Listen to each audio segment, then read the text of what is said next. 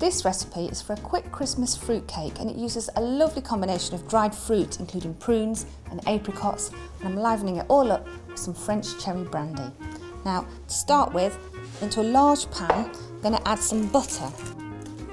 Next, in go those fruits, apricots, vine fruits, I've got some dried cranberries all going in there.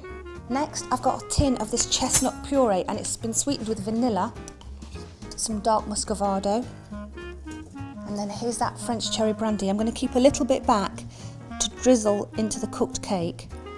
So now for the zest, I've got 3 clementines.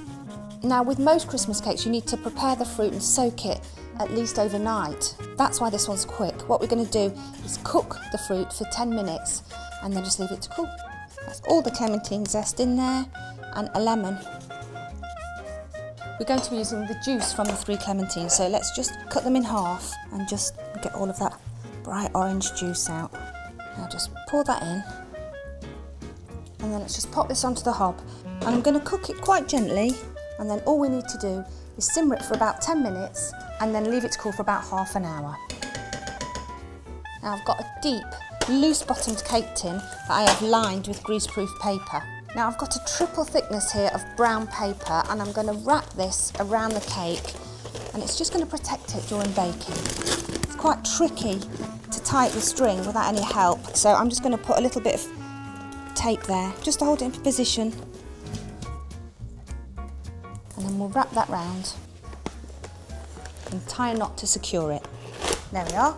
So my fruit has had half an hour of cooling. I'm just going to tip it into my bowl. And it really does smell fantastic. Now next I'm going to add some beaten eggs.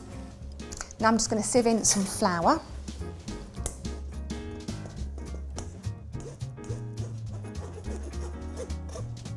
Next I need a teaspoon of baking powder.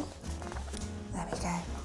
And then for those festive spices, I'm going to use a teaspoon of mixed spice, a teaspoon of cinnamon and 1 of nutmeg. Let's give it a good old mix. Now that's really nicely mixed, so it's ready to go into that prepared tin. And use a big spoon. If you try and pour it, I think it's going to be quite tricky because of the height of this paper around the tin.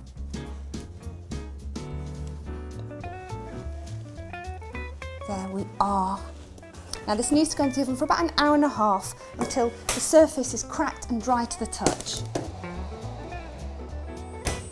So my cake has come out of the oven and I've removed the brown paper and let it cool a little bit.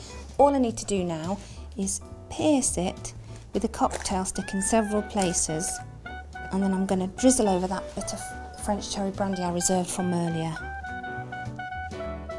And then all you need to do is leave it to cool completely in the tin and then it's ready for icing.